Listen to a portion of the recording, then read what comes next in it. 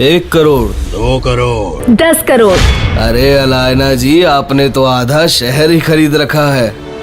कुछ छोटे मोटे सौदे हमारे लिए भी छोड़ दीजिए।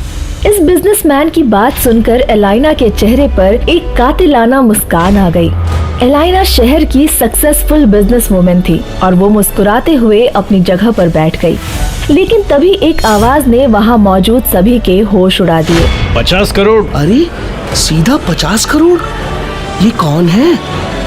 ये तो डिलीवरी बॉय अभिनव है। इसके पास कहाँ से आए 50 करोड़? देखो, इसे कोई पहचान न पाए इसलिए सज धज के कोट पैंट पहन कर आया है। तभी एक और आवाज आई कि 2 दिन पहले ही अभिनव उसके ऑफिस में लंच डिलीवर करने आया था और उसने सवाल किया कि ऐसे कैसे कोई भी ऐरा गैरा इतनी बड़ी नीलामी में आ सकता है। वहीं अभिनव चुपचाप अपनी जगह पर बैठा हुआ इन सब की बातें सुन रहा था कि तभी एक और आदमी तेज आवाज में बोल पड़ा। एक इंसान ने ऑक्शन मैनेजर से कहा कि अभिनव के पास 50 करोड़ तो क्या 50 रुपए भी नहीं होंगे। उन्हें ये नीलामी बंद करके एलाइना को वो इम्पोर्टेड कालीन दे देना चाहिए। नहीं नहीं भाई, रुको। अगर इस फटीचर डिलीवरी बॉय के पास 50 करोड़ नहीं है तो मैं अलायना जी की बोली को चैलेंज करता हूँ।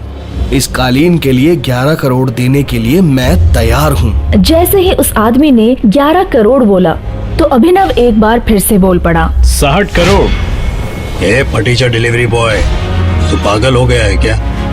कहाँ से लाएगा 60 करोड़? ये नीलामी है, बच्चों का खेल नहीं। यहाँ जो बोला जाता है वो देना भी पड़ता है।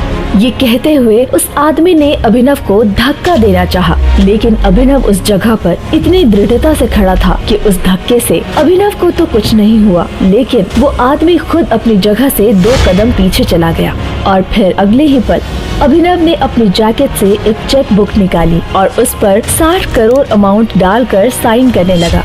उस चेक को भरते हुए वहाँ पर मौजूद हर इंसान देख रहा था और सब बहुत चक्के हो गए थे। सभी को लग रहा था कि अभिनव ने अपने जेल जाने की पूरी तैयारी कर रखी थी। वो धड़ल्ले से चेक पर 60 करोड़ भर रहा था। अभिनव ने चेक पर अमाउंट भरकर वहाँ मौजूद नीलामी करवा रहे बैंक के मैनेजर को दिया। एक बार को तो मैनेजर को भी यकीन नहीं हो रहा था कि आखिर 3 करोड़ की चीज को ये अभिनव जैसा डिलीवरी बॉय 60 करोड़ में कैसे खरीद रहा है और क्या सच में इसके अकाउंट में 60 करोड़ हैं भी या नहीं। मैनेजर ने थोड़ी देर तक उस चेक की जांच पड़ताल की और जब उसने ऑनलाइन बैंक अकाउंट में बैलेंस देखा तो उसके होश उड़ गए।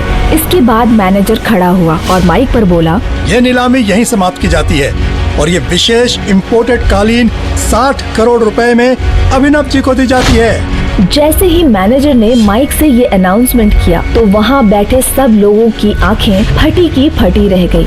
सबसे पीछे खड़ी एक बहुत ही खूबसूरत लड़की मिस अलाइना, जिन्होंने 10 करोड़ की बोली लगाई थी, उनके पास किसी का कॉल आया। वो इम्पोर्टेड कालीन आपको मिल गई? ये कोई अभिनव नाम का डिलीवरी बॉय है जिसने 60 करोड़ की बोली लगाई है। मतलब आजकल डिलीवरी वालों के पास इतने पैसे आ गए हैं कि 5 करोड़ की चीज को वो 60 करोड़ में खरीद रहा है।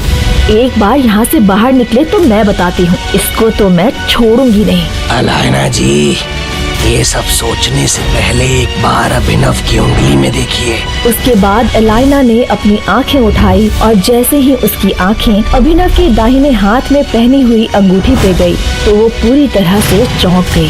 उसकी आंखें फटी की फटी रह गई और उसने चौंकते हुए कहा, टाइगर। टाइगर का नाम सुनते ही एलाइना के होश उड़ गए थे। क्या है टाइगर की सच्चाई?